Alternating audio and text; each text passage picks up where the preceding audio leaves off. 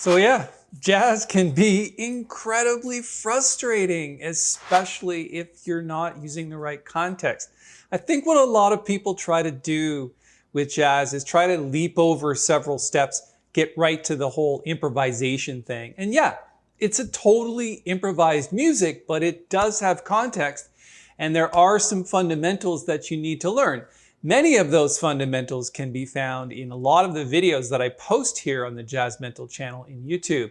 But in this video, I'm going to give you one exercise. Yes, one exercise that can help you literally sort of skip over several levels.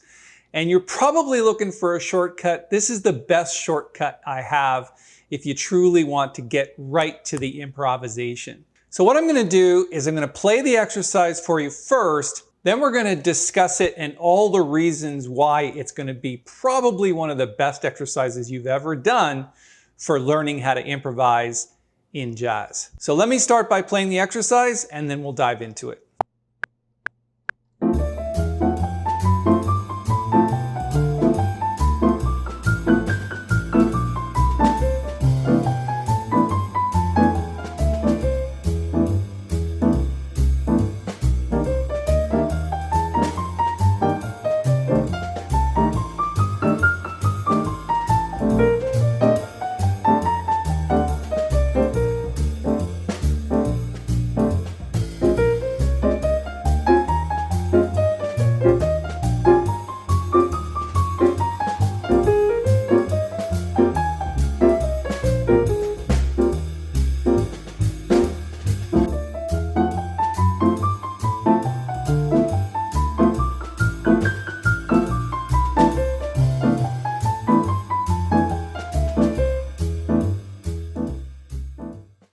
All right, so if you haven't guessed it already, the entire exercise is about playing 2-5-1 progressions in major keys. So if you take a look at the sheet of music, you've got D minor to G7 to C major 7. That's the first 2-5. And then we're going to switch the C major 7th to C minor 7th, then to F7, and then to B flat. And then we're going to switch from B flat major to B flat minor, to E flat 7, to A flat major 7. So 3 types of 2-5s. Basically, the left hand is doing this.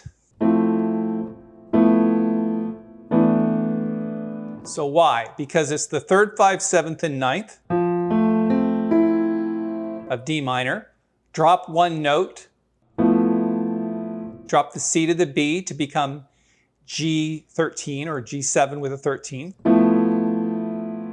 And then drop the 2 outside notes to become C major 7th with a 9th and a 13th. Okay, one more time. And then when we do it in B flat, we're going to the C minor 9th chord first. Then we're going to take the second inversion of that because we could go down here. But you can hear it starts to get muddy. So what we're going to do is we're going to start with the B flat minor 7, take the bottom 2 notes and move them to the top. And then you're still only dropping one note. You're just dropping the A flat to the G to become the E flat 7, and then drop the 2 inside notes instead of the 2 outside notes to become A flat major 7 with a 9 and a 13th. Those voicings you can count on forever. Okay, one more time.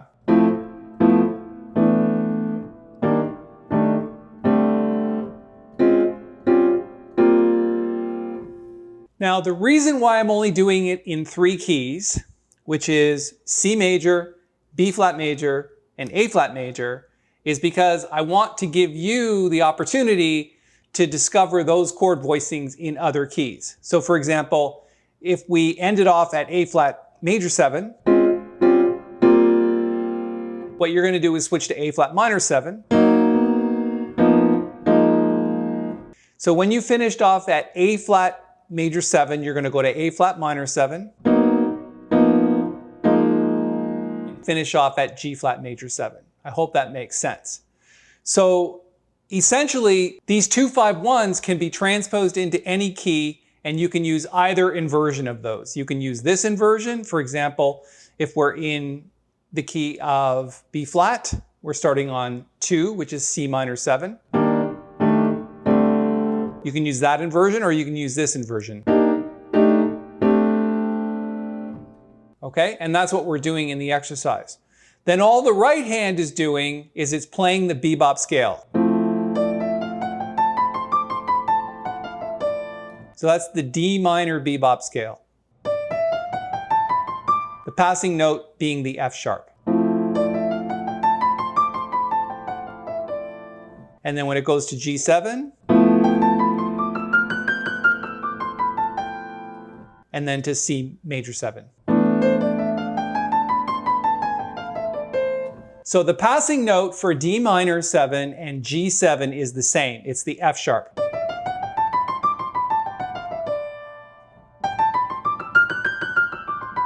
Again, same passing note, the F sharp.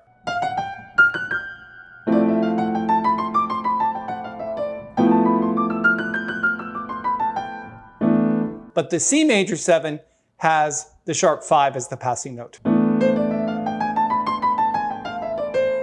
And then when you transpose that into another key, in this case B flat,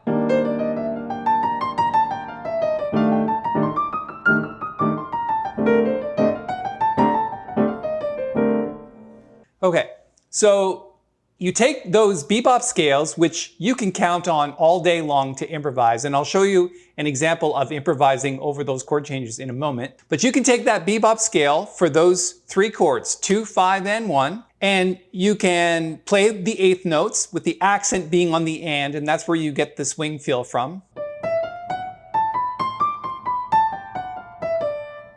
And then play the and before the 1 and the and before the 3 in the left hand.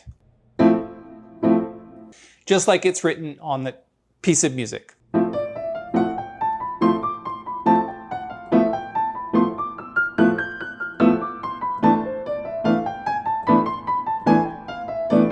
If you learn that in just those 3 keys, there's a lot of songs you can play with just those 3 keys.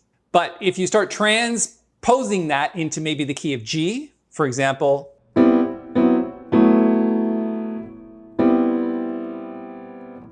you can cover a ton of ground by doing that. And 2-5-1s is literally like 85% of jazz. So if you learn those bebop scales and you learn those left-hand chord voicings and you put them together in swing with the exercise that I'm going to post and the backing track that I'm going to post. So I'm going to post bass and drums below in a link. I'm also going to post this piece of music as a PDF. You download those, and if you practice that until you've got it memorized, then move on to new keys. Don't do it until this is under your fingers, okay? Trust me on this. This is a major league shortcut. A lot of people try to go, oh, what do I play over a D minor chord? And they're like,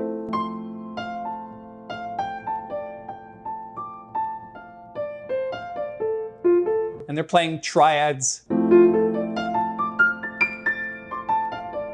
which doesn't sound like jazz, but a bebop scale sounds like jazz.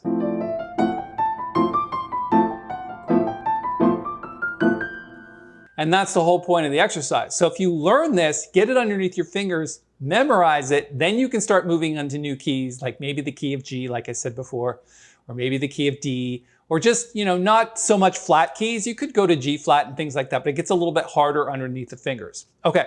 Let me give you an example of what's going to happen once you have that under your fingers. Then you're going to be able to do some improvising that kind of sounds like this.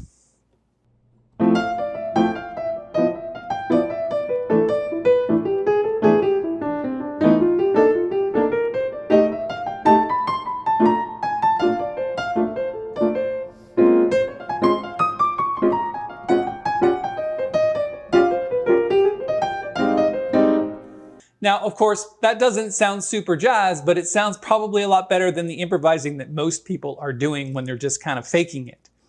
So if you put that in a real context, like in a solo piano context, just playing in the key of B flat, 2-5-1 of B flat, and then a 2-5 before the getting back to the 2. So it's like 2-5-1 in B flat, and then to get back to C, it's just a 2-5. which is D, G to C. Okay, let's hear what that sounds like in the context of bebop scales.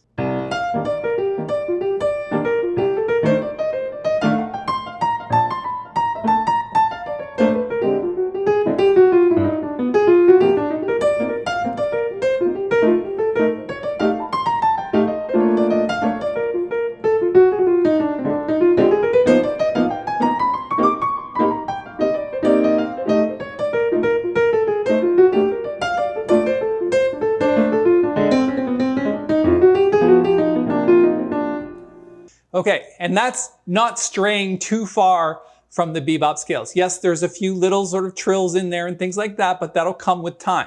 Get the bebop scale underneath your fingers, get that left hand pattern going, just the and of 4 and the and of 2. Put that all together with the backing track that I'm giving you, and that is going to help you leap over years of trying to figure out jazz. This is really the basic fundamentals of how it's put together, and it's not too far along after this that your jazz playing and improvisation will start to come together. If you have any comments about this or you want to ask a question specifically about anything here, post it below. If you have another exercise that you'd like to point out that was infinitely useful to you, I'd love you to post that in the comments below, and we'll talk about that too. Thanks so much for your time. If you think about it, might want to subscribe to the channel because lots of videos like this one coming. Cheers.